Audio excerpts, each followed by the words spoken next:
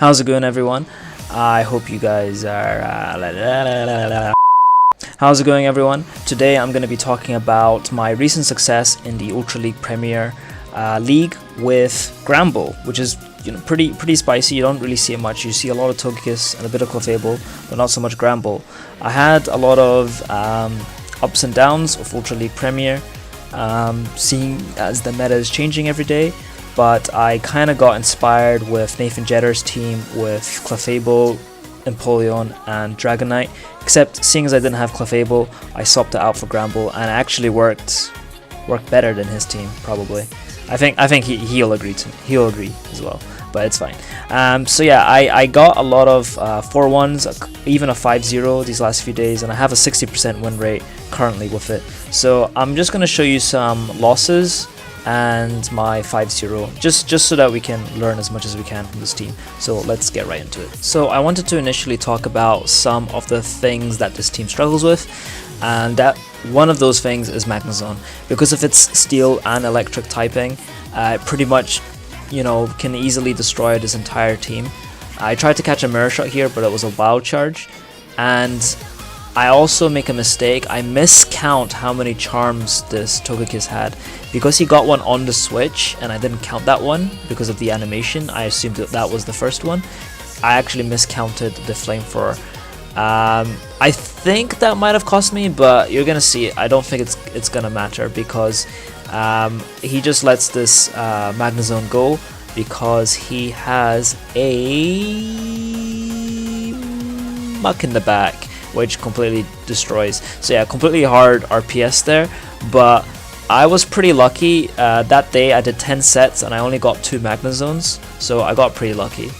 But this team is still really strong because of this. Basically, whenever you get a fighter or a Dragonite lead, which is very common right now in the meta, you're basically assured to win. I think I only lost 2 games where I got a fighter or a Dragonite lead out of like the 20 times. So yeah, it's very strong.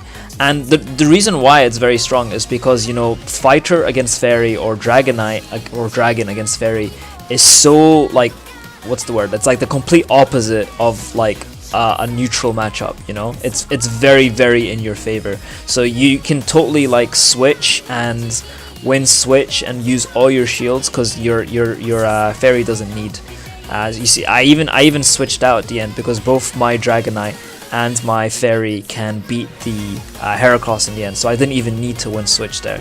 And he kind of messes up here and he doesn't shield this close combat, but even so, because he didn't shield that, I just don't let this go. But if he did shield that, I would have continued to do more charms, and I think Dragonite would have still been able to take that. So yeah, GG's.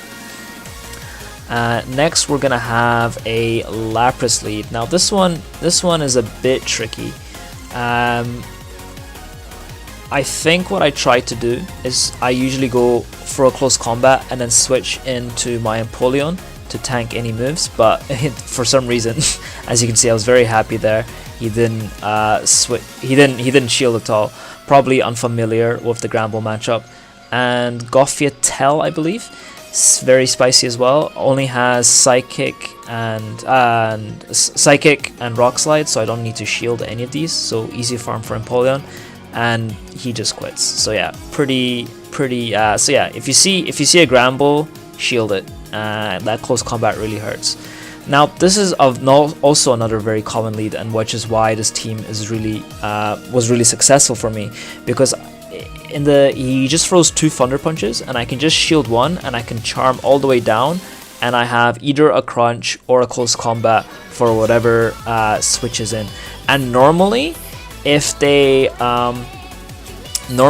bring in one Pokemon, it means the other Pokemon is weak to fairy. So sometimes what I like to do is throw the move and then switch out, because they probably have a dragon or a fighter that they're scared of. I didn't do it that game, because I don't know, my spidey senses probably just weren't tingling hard enough.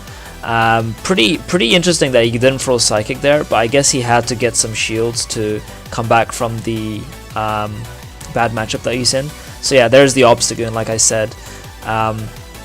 was obviously he had to bring in his Executor instead of his Obstagoon, otherwise he would have taken so many charm damage. So sometimes I think I learned that lesson from this game here, where I need to switch out, throw a move and then switch out because there's probably something in the back.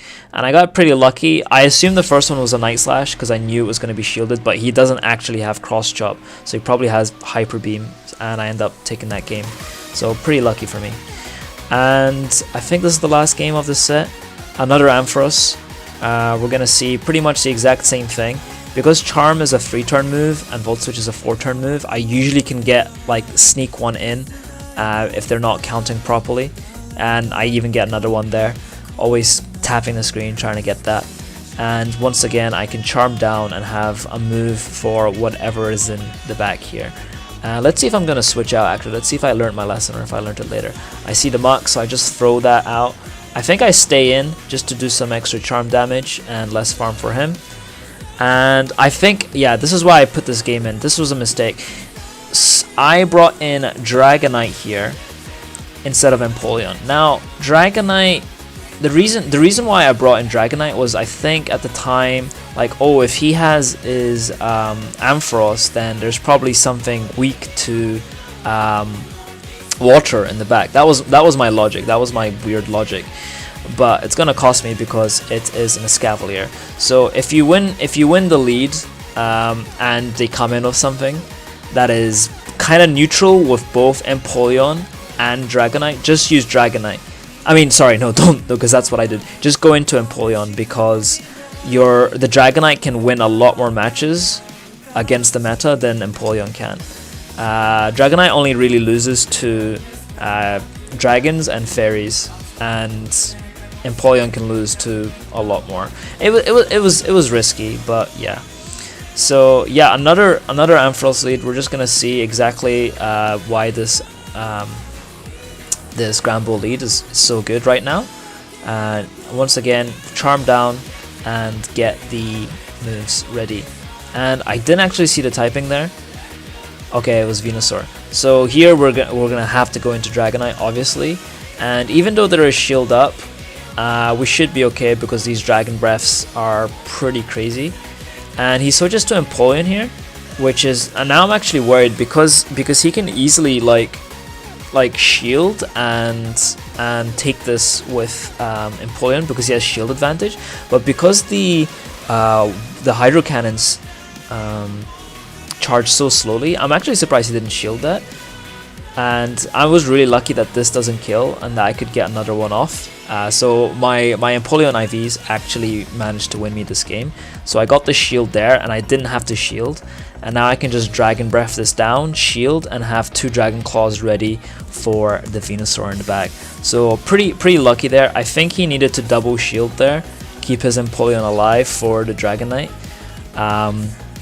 And keep as much health as he could because these Dragon Claws actually did less than the Hydro Cannons. So big mistake from him. So I went 3-2 there, and yeah, I think you could see both of my losses were you know something to learn from. So that was a really bad lead here, but you're gonna see why it's not gonna matter. I get pretty lucky here, and no, he shields this. I remember I played with him before and I did the exact same thing when I threw Hurricane and he shielded. He didn't shield, so I think he shielded that time. I played with him a day before and he learned my tactic, and because of that I remember that he has Dragonite in the back, so I didn't shield that, knowing that I probably need to keep my shields for these Empoleon moves. I throw the last close combat and I get both shields, so maybe him shielding that Hurricane was a mistake, except if he didn't shield that I would have probably killed him. So now he comes in with Dragonite. I know I'm in a really good spot here because even if my Empoleon dies, I can just farm with Granbull and throw another close combat, but I think I'm gonna manage to kill it anyway and be able to waterfall down the enemy Empoleon and then charm down. So I'm just gonna keep my shield for Granbull just to ensure that I can finish him off. And it was actually pretty close, so yeah, I was a bit actually worried there. Lost Carvalho, one of the best players in Brazil, but that doesn't matter when you get these really good leads. And I actually managed to catch the Sludge Wave on the Empoleon here, which like there's like with that energy like deficit and that lead situation, it's like it's almost impossible for me to lose this game now. And because I was counting, I knew I could just farm this down, and now I have 2 drill pecks for the Machamp, and I believe he's not going to shield any of them because I think, yeah, I mean, this Machamp is useless because I have a Charmer, so it does make sense not shielding these. And then he was hoping that he can sweep with Drifblim, but I have Dragonite in the back, and I have Granbull. I have a feeling that like he has to throw Icy Winds to win, so I didn't shield there just in case he you know, tries to get a just so I can keep my shields for potential Shadow Balls. And then I shield a few more, and then I just show my Dragonite, and I kind of wanted to see how much Icy Wind did. I didn't throw any of my charge moves because I knew I could just kill it with fast attacks. Another amazing lead, Gallade, and yeah, we're getting a lot of sort of Gallades with Lapras in the back, a lot of Lapras in the back, so so long as I can match up my Empoleon against it, it's pretty solid. This match, this is almost like a mirror match. It's very slow, very tanky, resisted moves. So I think the right play is for him to throw Skull Bash, and maybe, you know, sneak a few Ice Shards in. So sometimes I like to do a few charms and then switch out. I think I switched out immediately though, but because he threw straight Surfs, I can easily win it. Then he instantly switched to Gallade to try to farm down. But I wasn't having it. I switched out immediately. I shielded, keep it healthy. I feel I could do a lot of work with my Granbull, and then he comes in with Blaziken. So really weird team having, you know, a fighter lead and then Lapras and then another fighter in the back. You know, because if you lose the leads, yeah, it's a very RPS team. So yeah, GG's. And my next battle, I believe we are gonna get something different. Tangrowth, yes, shiny Tangrowth. This one's also quite interesting. I'm actually surprised that I actually won this without shielding. I think he threw Rock Slide, which really helps, and I kind of called the bait. If it was Grass Knot, I would have almost been dead. And then he just lets this go. So I went Switch here. I could have probably shielded and farmed down, but now this situation is really bad for me here. Because Ampharos kind of messes me up in the back. I have to admit, I get a bit lucky here. I don't shield. Oh, okay, I do shield this here. And I think he has 2. Okay, he does have 2. I think I'm probably thinking of a different game. And yeah, so I'm having to farm that down and get one more shield here, or his first shield rather. And now I still have Granbull, and I still have my Empoleon. So I'm just gonna go waterfall this down. I'm surprised he didn't throw. I threw the drill peck, and I wanted to get 1 charm in, and I actually get the energy, the charge move as well. Because I think if he didn't throw, I would have killed him with another charm. So now I can just shield his last move here, and I can waterfall the rest of his team.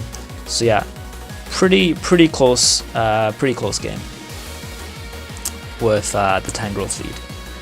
So yeah, that was a 5-0, and yeah, that worked pretty well.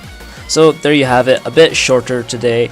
Not gonna do more than 2 sets. I feel the 3-2 from the losses and 5-0 was pretty good. Generally, if you catch like a Venusaur or like a Magnezone in the lead, it's very hard to win, but I don't think I've won a Magnezone lead, but I have won an Escavalier lead, and I have won Charizard leads, so it is very possible. But I feel the strength of this team is that it's very good against this current meta with a lot of Dragonite leads and a lot of Machamp leads, or fighter leads in general, and Obstagoon. Because if you do catch that lead, you're most certainly gonna win. And if you get like a neutral lead, you're in a good spot because you can shield and charm down. And take it from there. Basically, with a shield disadvantage, you can probably match those Pokemon up. So yeah, hope you liked this video, and if you want to see more Granbull, you can check me out on Twitch, links are down below, and I'll be playing that team for the rest of this week until Ultra League ends, or until Master League returns, or starts rather. And yeah, if you want to see more, if you want to see more, nah, you don't see any more. I'm out. Azri out. Good night.